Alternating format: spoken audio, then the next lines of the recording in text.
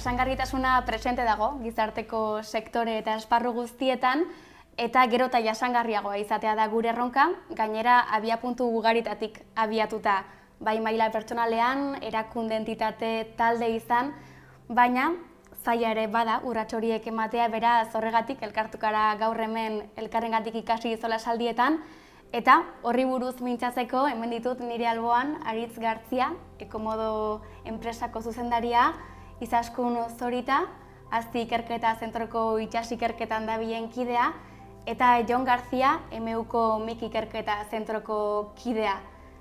Mira, joango gara zuzenean, lehenik eta behin, eta kokatze aldera baita ere, nola ulertzen duzu zuek jasangarritasuna?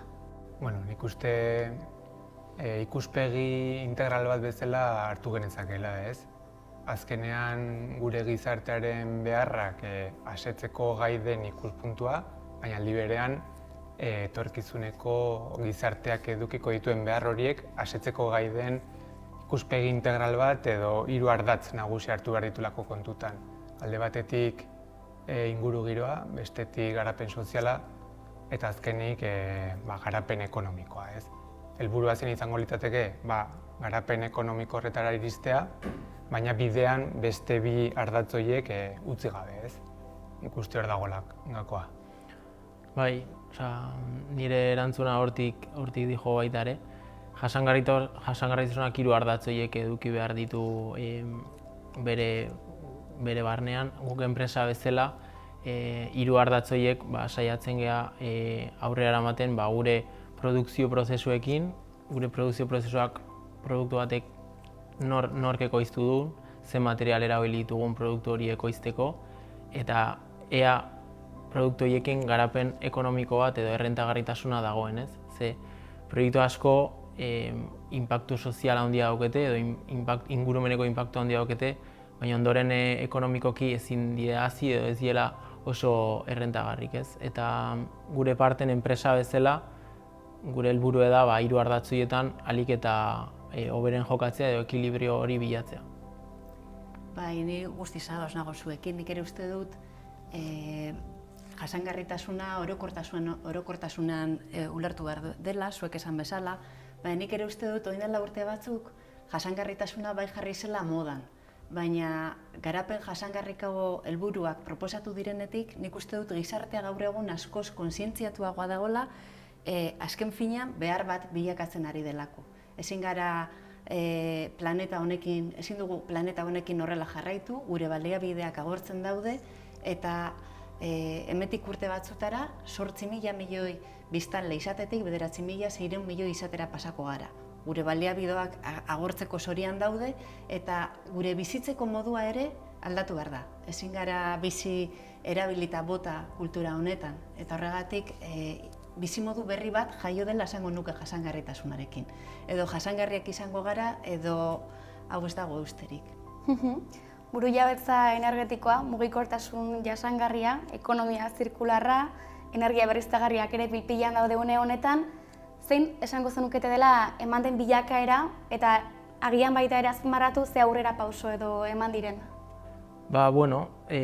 Gure kasun ekonomia zirkularra da gure enpresaren ardatzetako bat, eta gaur egun fabrikatzen den plastiko guztitik da material bat guk asko erabiltzen duguna gure produktuetan, fabrikatzen den plastiko guztitik soilik 10% berziklatzen da edo zirkularizatzen da, eta hau alde oso handia dago hemen aldaketa bat izateko, ez?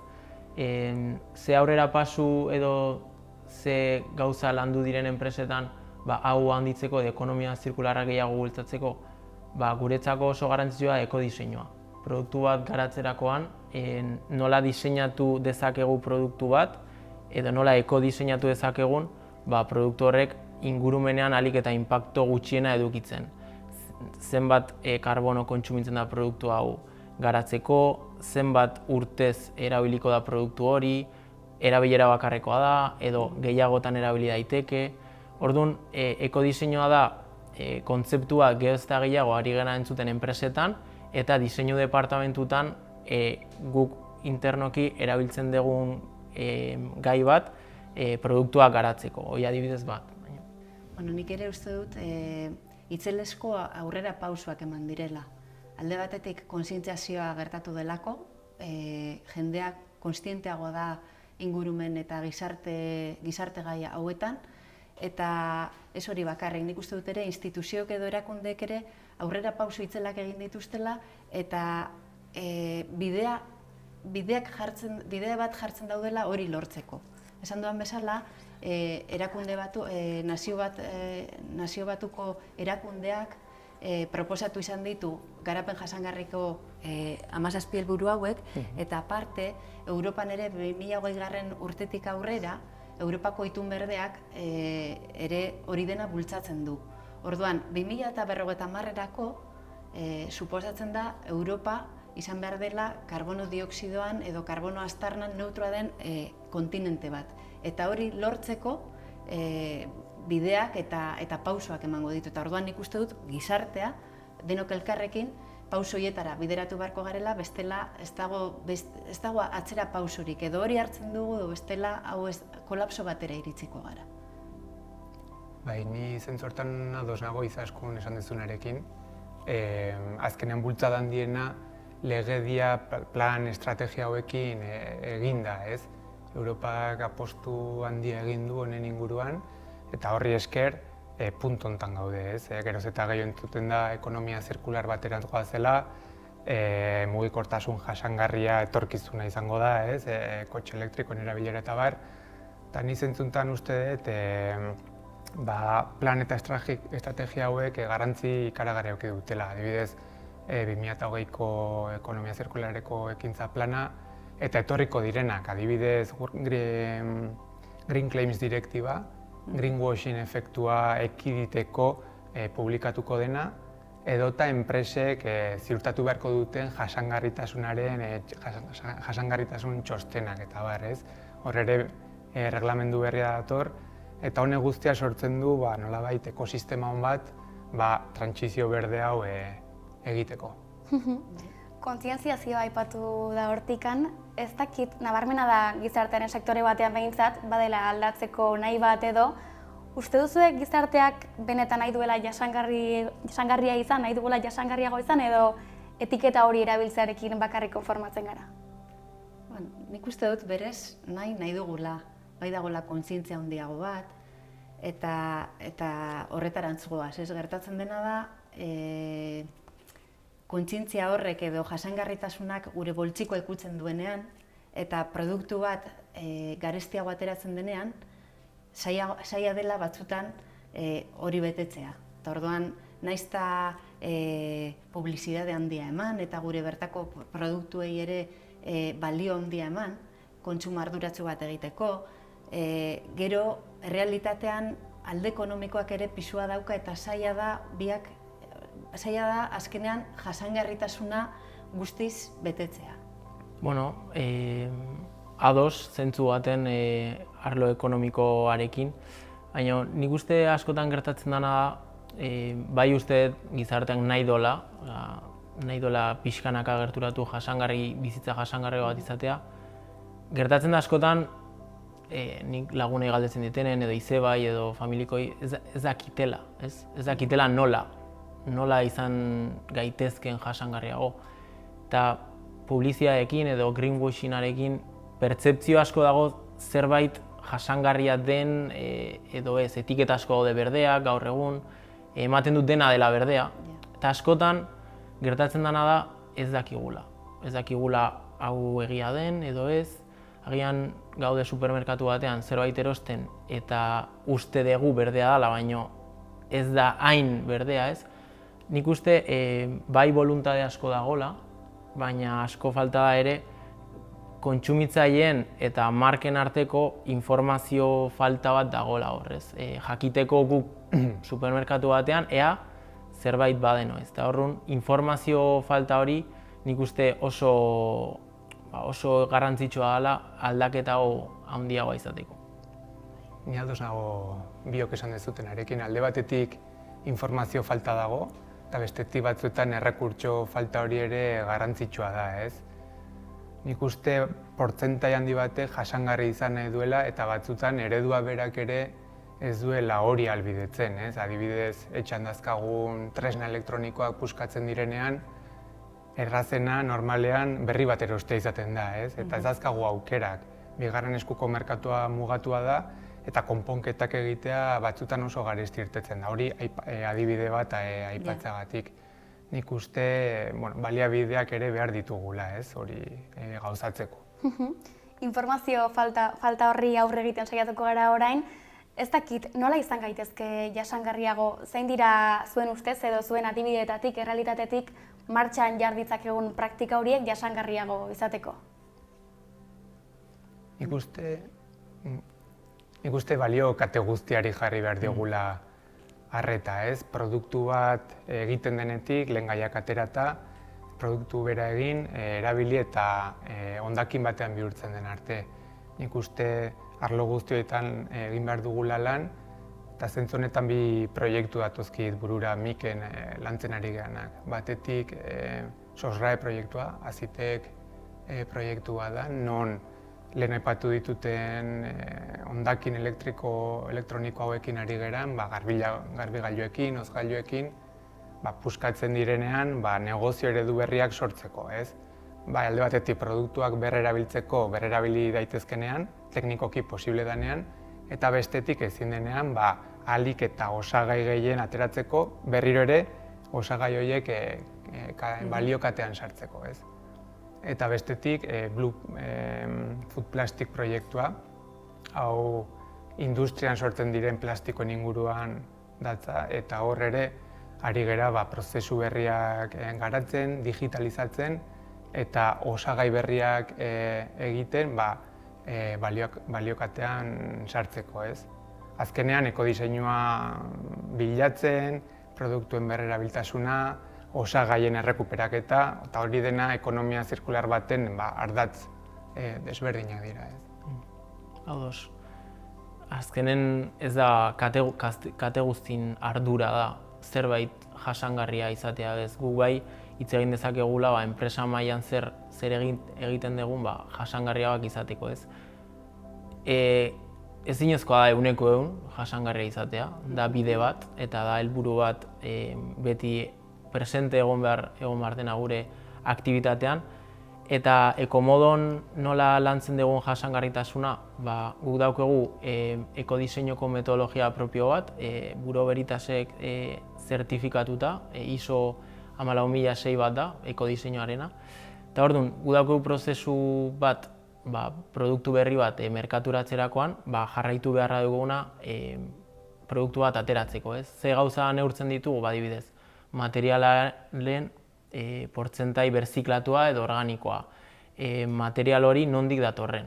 Gertutasuna neurtzen da. Karbona neurtzeko, gero non dago ekoiztuta produktu hori, Errenterin dago ekoiztuta, Madriden, Andaluzian, Italian, nola dago pakatxina, nola dago bilduta produktu hori, nora entregatzen den, eta indikadore desberdin horien bitartez, produktu bakoitzak 20etik puntuazioa lortzen du. Eta 12 puntu lortzen baditu produktu horrek, merkaturatzen dugu. Orduan da, gure auditoria interno bat, diseinatzerako moduan, diseinatzerako orduan, produktua garatzeko. Baina, jasangarritasuna ez da bakarrik gure enpresan gelditzen, ondoren kontsumitzaileari transmititu behar zaio hori.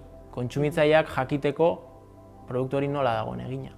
Bestela, informazio hori gabe, eta transparentzia hori gabe, agian ez daki zer ari da erosten, ez da gure enpresaren helburua da informazio hori bezeroari ematea haiek erabakitzeko. Bueno, guk aztien jasangarritasuna lortzeko proiektuak ere garatzen ditugu, zuen proiektuekin konparatuta esango nuke hauek orokorragoak direla, gure proiektu batzuk adibidez aldaketa klimatikoarekin zerikusia daukate, eta orduan aldaketa klimatikoak eragingo dituen efektuak mitigatzeko, adibidez, datu pilo bat hartzen ditugu, datu ozeanografiko asko lortzen ditugu, itsasoaren igoera maila zein den aurreikusteko, eta gero hirietako eta herrietako pertsonen ongizatea bermatzeko, neurriak hartzeko. Beste alde batetik, gas emisioak eta eurek daukaten efektua ez larritzeko, guk ere itsasontzi elektrikoak bultzatzen ditugu. Orduan pixkat horretan ari gara burua hausten, ez? Ea zelan bihurtu aldiren fuelesko itsasontziak elektrikoak. Beste alde batetik ere, guk itsasoaren osasuna aztertzen dugu, eta guk hori aztertzen dugu dibertsitatea kontserbatu ahal izateko, eta zerbaitek kalte egiten baldin badu, neurriak hartzeko. Eta gero ere, astin oso ezaguna da egiten dugun, adibidez, antxoaren, estokaren kudeaketa. Kasu horretan jasangarria izan behar da, arrain edo baliabide itsastar baten kudeaketa ondo egiten ez baldin bada, agortzeko arriskua daukalako eta ez da jasangarria. Eta orduan gure gomendioen bitartez, olako aukera edo erabaki aproposak egin daitezke. Eta gero azken aldian, ikusten ari garena da, geroz eta jende gehiago biziko garela planetan, denok jan nahiko dugula eta proteina lortzea izango dela nahiko zaila. Ikusi dugunagatik ere gure arrantza nahiko kolapsatuta dago. Eta orduan beste irtenbide batzuk ere bilatu behar ditugu eta horien artean ere akuikultura daukagu. Eta akuikultura izango litzateke nolabait proteina lortzeko beste modu bat, baserritarrek behiekin eta oioekin egin duten moduan. Eta hor bai egiten dugula apostua, katetrofiko maila basuan dauden organismoak ekoizten. Hau da, bibalbioak edo algak. Horiek ez dituztelako behar ez pestizidarik, urgezarik, antibiotikorik ere ez, askoz jasangarriagoa da eta gainera itsas ingurunean sortzen duten inpaktua ere minimizatzen da, txikiagoa da. Orduan, bai alderdi ezberdinetatik ikusten duana da, guztio gaudela, pentsatzen ea zelan lortu aldugun gure aktibitatea jasangarriagoa izatea, bai ingurunaren aldetik eta gero gizartearen aldetik ere. Ze ongizate bat ez badugu bermatzen, ez du ere askotarako balio, ez?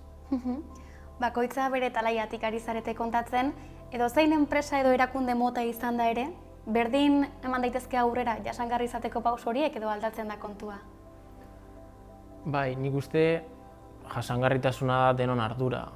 Bai gizartearena, bai enpresena, unibertsitateena, zentro teknologikoena, administrazioena, eta denan arteko kate bat eta bide bat da jasangarritasuna iristeko. Kontsumitzaile ez jasangarri batek, baina zerbait jasangarria erosten badu, kateko parte da, baina denan artekoa da. Guk ez baditugu produktu jasangarriak merkaturatzen, kontsumitzaileek ez dituzte aukera horiek edukiko, ez? Eta kontsumitzaileek eskatzen badituzte produktu horiek, enpresak geroz eta gehiago hasiko dira olako produktuak garatzen eta desarrollatzen. Orduan, denok egin dezakegu zerbait. Denon ardura da, baina denak egin dezakegu zerbait. Enpresa bezala zer egin eta nondik hasi, askotan hori zalantza, ez? Askotan dago nahi bat edo boluntade bat jasangarritasuna enpresara ekartzeko. Adibidez, askok ez daukete denbora, ez dakite nondik hasi, ez dakite zer landu jasangarri izateko. Eta lehenengo pausua da ezagutzea, neurtzea eta informatzea. Nik zer egiten dut ondo, zer egiten dut gaizki, non dago nire enpresaren aktibitateko puntu garrantzitsuena, ez da berdina arrantzale enpresa bat edo tekstil enpresa bat, agian karbono aztarna batek sortuko du puntu batean eta bestek bestean, ez? Eta orduan, hori identifikatu eta pixkanaka hasi. Ezin gaitezke hasi zerbait jasangarriago egiten jakin gabe eta neurtu gabe. Nik esango nuke hori dela lehenengo pauso. Guztiz ados, Aritz. Nik uste hausnarketa hori beharrezkoa dela, ez? Enpresan nun dauden diagnostiko hori beharrezkoa da, gero helburu batzuk markatzeko eta horren inguruan lan egiteko, ez? Horretarako metodologiak aztertu daitezke, beste herrietako adibideak hartu, horren inguruan ere ari gara proiektu baten lanean Gipuzkoako Foru Aldundiarekin.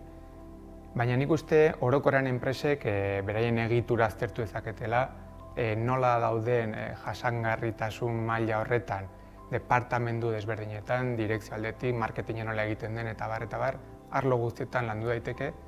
Eta bestetik nik uste prozesuei dagokionez eta produktuan nola egiten diren ere, hor ere zirkularitatea landu daitekela, ez? Lehengai berriztagarriak erabilita, energia eta uraren kontsumoa murriztuta, produktuen berrerabiltasuna eta biziraunpena handituta, eta nik uste hortikan eta hondakinen kudeaketan ere hori dena kontutan edukita, nahiz tamaina txikiko enpresak izan, ziur pausoren bat eman dezaketela jasangarritasun hori lortzeko, ez, edo handitzeko. Bai, guztiz ados. Bai, eta gainera pausu txikiak eman da, hasiera txikiak izango dira, baina gaino guztion ahaleginarekin nik uste dut errezagoa lortuko dela, eta errezago izango da bai. Behin azterketa hori eginda, autu hori hartuta, zein dira gaur egun eskura ditugun baliabideak jasangarri izateko, badago laguntzarik bide horretan, eta nahikoak direla uste duzue baliabide horiek edo gehiago behar ditugu? Bueno, baliabideen artean nik esango nuke hezkuntza beharko genukela, hezkuntza, teknologia eta gero politikak, ez? Jasangarritasuna aurrera bideratu ahal izateko. Berez, aurrera pauso asko eman dira, baina agian hau hobetzeko oraindik gehiago beharko genuke, kontzientziazio gehiago, sentsibilizazio gehiago, gure ohitura arruntak aldatzeko. Eta horrek exijitzen du esfortzu bat guztion artetik, ez? Norbanatik hasita, kolektibora pixkat bultzatuz. Nik uste ikerketaren aldetik behintzat ikusten da garapen tekniko ikaragarria daukagula, badazkagula aldi berean tresna asko gure esku, digitalizazioa barne, orduan ideia ona garatzeko badugu aukera, gertatzen dena da askotan ideia onak frogatu egiten direla laborategi mailan, baina errealitate horretara iristeko azkenean diru laguntza gehiago behar izaten direla eta askotan ideia bera galdu egiten dela prozesuan, ez? Ez dela errealitatera iristen, hori da behar duguna. Prozesuak eskalatu alizatea eta erreplikatu alizatea beste herrialde batzuetara eramatea, ez? Edo proiektu luzeagoak, ez izatea laburrak, bizkat epe luzera begira, Ni ados nago zuk esan dezunarekin hezkuntza eta informazio behar edo rekurso hori nahi oso garrantzitsua iruditzen zait aldaketa hau gero eta gehiago azkartzeko. Informazio gehiago behar dute kontsumitzaileek, marken edo enpresen partetik jakiteko produktuaren gain edo erosten ari garen horrez gain informazio gehiago, baina informazio ez soilik produktua nola, informazio ambientala, ingurumen informazio. Bai, guk gure lanean bai egin dugula indize bat garatu, deitzen dela Enviroskore, eta Nutriskore daukasun moduan, elikagaientzako agertzen zaizula atik dera edo zera hainbat kolore, beste badago karbono aztarna adierazten dizuna. Eta orduan, zuk badakizu ingurumenarekin zenolako karbonoa askatu den edo ez. Eta orduan horrek ere, azkenean, era bisual batean laguntzen dio kontsumitzaileari jakiten benetan kontsumitzen duen produktu horrek gas emisio, berotegi efektuko gas emisio asko botatzen dituen edo ez. Hori eredu oso polita. Imaginatu supermerkatuan Nutriskore bezala karbono eskore edo Enviroskore bat dagoela. Horrek doble efektua dauke. Bai kontsumitzailean gain, ze badakiz produktu hori nolakoa den, eta bai enpresaren gain. Ze dauke indikadore bat oso erraza jakiteko nola dauden merkatuarekiko. Hori, horako tresnak asko lagundu dezakete, informazio hori handitzeko. Baina, karo, enpresa mailan Enviroskore bat lortzea gure ikuspegitik oraindik badaude batzuk oso asko lantzen dutenak eta karbono neurketa oso sakona dituztena, oso prozesuak oso neurtuta, baina enpresa txikietara joaten bagara, errealitate hau ez da hain ohikoa.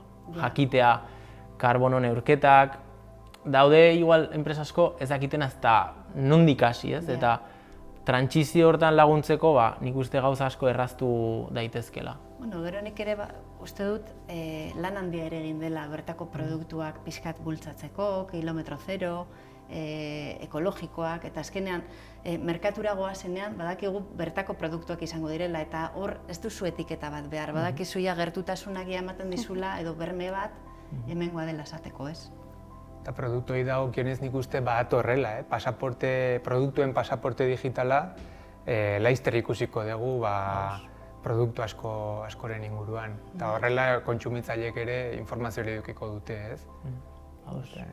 Legediak ere hemendik gutxira enpresei karbono neurketa eskatuko die. Beharrezkoa izango da, karbono neurketa bat izatea enpresa guztietan. Horrek ere informazio, karbono neurketan badaude gauza batzuk, alkantze lehenengoa, bigarrena, hirugarrena, hor badaude beste arazo batzuk, baina pauso txiki bada, jakiteko enpresak karbono mailan nola gauden. Jasangarri izateko bide horretan oski, zailtasun askorekin topatuko gara agian, aipatzen ari zarete gako batzuk edo proposamen batzuk, baina zein dira zuen ustez bidean aurki ditzakegun zailtasun horiei aurre egiteko irten bideak edo... Aipatu dira, esango nuke, hezkuntza alde batetik, jendea hobeto informatu, hezitu, kontzientziatu, eta gero aurrera pausoak eman ere legedian, eta azkenean legedi batek zerbait esaten badu, azkenean denok bete beharko dugu. Nik batzutan ez dakit legea ez den garatzen kontsumitzaileek ere eskatzen dutelako eta presio egiten dutelako hori lortzeko, ez da? Guk ikusi dugu Green Skills proiektua lantzen, ikusi dugu enpresen egoera aztertzen egon gera, jakiteko zein den gaitasun berden ezagutza maila enpresa barnean, Euskal Herri osoan. Eta emaitzak 30–35 inguruko ezagutza maila agertzen dute. Orduan, hor lan handia dago arlo desberdinetan hobertzea, eta batez ere perfil profesional horiek sortzea enpresetara iristeko. Ni pixkat aldatzeko erantzune, gure kasun hasi ginen produktua fabrikatzen Espainian hemen estatuko materialekin eta estatuko tailerrekin. Eta fabrikazio tekstila da sektore bat, ia ez dena hemen fabrikatzen, ia dena Asian dagoen egina ez. Eta ingurumeneko inpakto aldetik positiboak gea enpresa tekstil gehiena baino, baina errentagarritasun ekonomiko aldetik ez. Hemen produktuak 7 eta 10 bider garestiagoak dira hemen fabrikatzea beste herrialde askotan baino, ez? Eta erronka eta zailtasuna, jasangarritasunaren inguruan hitz egiten ari garen askotan da hori, errentagarritasun ekonomiko. Ez eta lan baldintzak, zelako lan baldintzak dauden hemen edo Asian, ez? Exacto, bai. Orduan hori ere baloratu behar da. Horregatik hori hezkuntza, produktuak baliotan jarri, jendeak benetan jakiteko atzetik zenolako lana dagoen hori lortzeko. Eta mundu global batean bizi gara, kompetentzia itzela dago eta olako mezuak ez badira bidaltzen, oso zaila da benetan jasangarri nahi izatea, ez? Ados. Gu mezu horrekin goaz alde guztitara, eta bai egia dela burruka bat, enpresa mailatan saltzen dezunean, daude aurrekontu enpresa batzuk aurrekontua dituztenak hori ordaintzeko, baina asko ez. Eta hori errealitatea da. Merkatuan kontzientzia eta informazio guzti hori jarri eta gero, dago faktore bat ekonomiko askotan ez garena iristen konpetitzea horrez. Eta orduan, zein da erronka ahalik eta kompetitiboagoak izaten horrez. Eta kalitatea ere, ez da? Ez da berdin hemen egiten dena doan, edo... hortik, balioa eman. Bai, balioa eman. Jasangarritasuna zari gara, baina jasangarri izateko marko edo testuinguru asko egon daitezke. Zuen ustez, ze leku izan beharko luke euskarak jasangarri izateko autu eta bide horretan? Nik uste dut euskara hizkuntza gutxiengo bat denez, edo gutxiengo baten hizkuntza den heinean babestu behar dela. Eta iraunkorra izan behar da jasangarria izateko. Eta horretarako erabili behar da, biziraupen bat bermatu behar zaio. Eta euskara egon behar da beste hizkuntzen parean, maila berean. Eta sare sozialetan agertzen baldin bada inglesa edo erdara, euskara ere bertan azaldu behar da. Hurrengo belaunaldiak sare sozialen erabiltzailea direlako eta eurek ere erabiltzen baldin badute, bermatuko dugu etorkizuneko belaunaldiek euskara egingo dutela eta azken finean jasangarri izango dela. Komunitatean bitartez zede igual erraztu daiteke bide hori? Nik uste komunitatea sortzea ezinbestekoa dela, jasangarritasunera iristeko, ez? Adibidez, itsasoetan dagoen plastikoa jaso daiteke ekintza kolektiboen bitartez, ez? Arrantzalea batuta, solasaldiko itsasontziak, kostaldeko biztanleriak, ekintza konkretuekin lortu daiteke plastiko hori. Plastiko hori gero erabili daiteke material berriak egiteko eta negozio eredu berriak sortzeko, ez? Beraz, beharrezkoa da, eta gero industriaren aldetik ere, sarea sortzeak ere, industri sinbiosia garatzeak laguntzen du. Zer den industria sinbiosia azkenean industria batek sortzen dituen urak, hondakinak eta energia extra hori beste industria batek erabiltzea eta nola sare balortzen da, non zonalde horretan behintzat industria guztia jasangarriago diren, ez? Sareetan denok lana egiten dugu sareetan, bai jasangarritasuna lantzeko, bai euskera edo bai beste arlo batzuk, eta azkenen kate bat da, esan dugun bezala. Eta kate hortan denak parte hartzen dugu, eta denak lana egin behar dugu sare mailan. Eta kate horren parte izateko nola aktibatu daiteke gizartea, ze faktorek lagundu dezakete gizartearen sentsibilizazioa pizten, aktibazio hori garatzen? Nik uste dut horrela txok terapia bat izaten dela normalean krisi bat. Euskara babesteko grina noiz sortu zen galtzorian zegoenean, eta jasangarritasuna modan jartzeko garaia orain da, zergatik planetak kolapsatu egingo duelako, edo gure bizimodu aldatzen dugu, bai produzitzeko zein bizimodu aldatzen dugu, edo bestela ez da jasangarria. Eta orduan nik uste dut krisiak eragiten duela jendearen aktibazioa. Ikusten baldin baduzu itsasoan ez dagoela janaririk, hondakin asko sortzen dugula eta ez dagoela birziklapenik, ez dela beste berrerabilpen bat bilatzen, azkenean porrotera goaz, ez? Honekin lotuta, guk Komodon komunikatzeko garaian, mezua edo jasangarritasunarekin lotu dago mezua, daude bi era, ez? Bai, erakutsi zindan arazoa, eta erakutsi argazkiekin edo informazio o prentxan ikusten digun arazoa ez erakutsi, baina arazoa erakutsi ondoren hizkuntza konstruktibo batekin elkartuta, ez? Zein dan soluzioa, zer egin dezakegu guk. Askotan jendeak retxazo moduko bat sortzen du arazoei eta esatute nazkatuta gaude hainbeste arazo entzuteaz, eta guri gustatzen zaigu komunikatzea konstruktiboki, ez? Zer egin dezakegu guk, edo behitu, bizkat hizkuntza positibo hori ematen, esperantza pizteko eta ilusio hori pertsonengan, ez gelditzeko ze gaizki dagoen dena, ez? Hori garrantzitsua da guztiz, baina aldi beren baita zer egin dezakezuzuk, nola, baina txalotuz akzio guztiak. Denok dauzkagu gure arazoak, ez gara 100% jasangarri inor, eta batea besteari esan ordez zuk hau gaizki egiten duzu, edo zuk hau daukuzu betzeko, pixkat txalotzen aurrera pausu txiki horiek eta pixkanaka aldaketa hori. Guk hola ikusten dugu gure aldaketa hori eramateko bide bat. Nik uste baita funtzionatzen dutela asko gizarte aktibatzerako orduan, legediak, erreglamendu guzti hauek sortzen duten efektua, ez? Azkenean horrek ere gizartea piztu egiten du, batzutan askotan behartuta. Guztiz.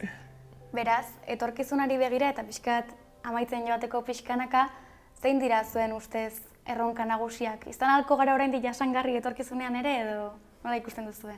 Nik uste azkenen erronka nagusiena ekonomia zirkular honetara iristea dela, baina aldi berean natura errespetatuz eta garapen soziala lortuz. Ez dela erresa, Nik uste erronka handiak edukiko ditugula klima aldaketarengatik, baliabideak agortzen hasi direlako, adibidez elementu konkretu batzu, fosforoa bizitza mugatuta daka, adibide bat aipatzearren.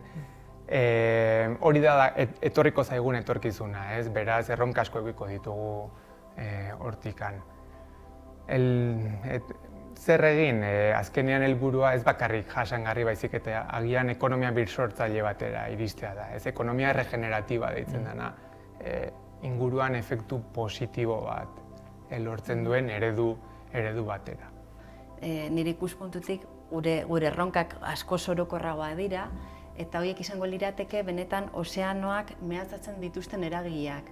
Eta hor jarri behar genuke arreta. Eta zuk aipatu bezala, horiek izango lirateke aldaketa globala eragiten dutenak. Direla klima aldaketa, biodibertsitate eta habitaten galera, kutsadura, gero baliabideen gehiagizko ustiapena eta espezie inbaditzaileak. Orduan, 5 bloke horiek jorratzen baldin baditugu era ezberdinetan, euren efektua eta minimizatzeko nik uste dut planetaren osasuna hobetuko dela, eta horrekin batera giza jarduerak ere edukiko du bere tokia.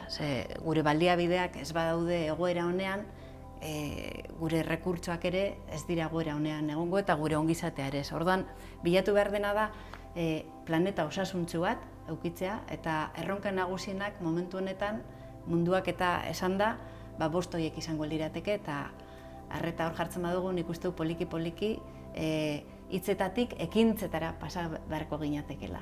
Etorkizunaren parte izango da, orainaren parte ere badelako digitalizazioa, gizakion aztarna ekologikoa handitu egiten du digitalizazioak?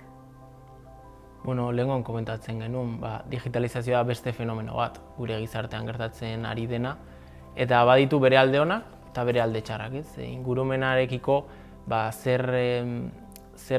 zer aldaketa positiboa dauzke, adibidez, lehengoan egin genuen bideo dei hori desplazatu gabe egin genuen, eta hor garraio karbono aztarna txikitzen da, baina aldi berean konponente elektroniko horiek fabrikatzea, ondoren ze bizitza daukete, ondoren nola berziklatu daitezkeen konponente hauek, nola desmontatu, pieza askorekin egin daren produktuak dira, eta baditu bere alde onak eta txar digitalizazioak.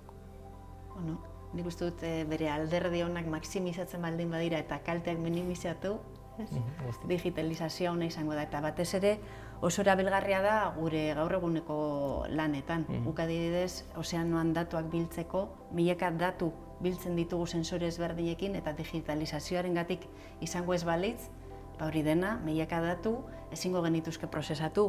Gaur egun ere hitz egiten dugu big dataz eta digitalizazioa nik uste dut bere neurrian ondo erabiltzen baldin bada, eta gero kudeak eta ona egiten baldin bada hondakinetan, eta gero litioa, bateriak behar izaten duten litioa edo bestela metale preziatu horiek lortzeko baldintza onak jartzen baldin badira, nik uste dut azkenan digitalizazioa zerbait positiboa izango dela. Ni zuekin ados nago, azkenean aztarna bat badago, mehatxaritza intentsibo batek sortzen duena, askotan gainera Afrikan, Hego Ameriketan eta beste herrialde batzuetan ematen dena, kalte handi bat egiten da, energia kontsumitzen da, hondakina sortzen dira, baina aldi berean, aipatu duzun bezala izaskun, onura asko dakartza, eta lehenoko komentatu dugunarekin lotuta informazio hobea lortu dezakegu, datuak hobeto kudeatu ditzazkegu, eta azkenean hori ere kontsumitzaileei iritsiko zaie, produktu bat jasangarria da den edo ez jakiteko, eta beraz nik uste azkenean erabili beharreko tresna bat dela eta guztiz baliagarria. Honaino iritsi gara, hitz egin dugu jasangarritasunaz, bilakaeraz, autu hori egitea zailtasunez. Eskatuko dizuet itxiera gisa edo titular bat, ideiaren bat, nabarmenduko zenuketena, gogoeta bat? Nik uste guztion ardura dela, jasangarritasun hau lantzea, bai individualki eta kolektiboki, enpresa publikoak eta pribatua barne. Badazkagu tresnak, badazkagu ezagutzak gure esku dago, jasangarritasun horretara iristea. Horrekin lotuta guztiz ados, denak egin dezakegu zerbait jasangarritasunaren alde. Hobe da, pertsona asko gauza txikiak egiten, pertsona gutxi gauza asko egiten baino. Hori da guk erabiltzen dugun mantra. Jasangarritasuna argi dago bizitzeko modu berri bat izango dela, eta arazo baino aukera edo oportunitate bezala ikusi behar dugu, eta horri egutzi. Mila esker hiruoi, zuen jakintza eta gakoak partekatzeagatik, eta zuek aipatu duzuena, hitzetatik ekintzetara pasatzeko garaia da, eta ikasitakoa praktikan jartzeko garaia.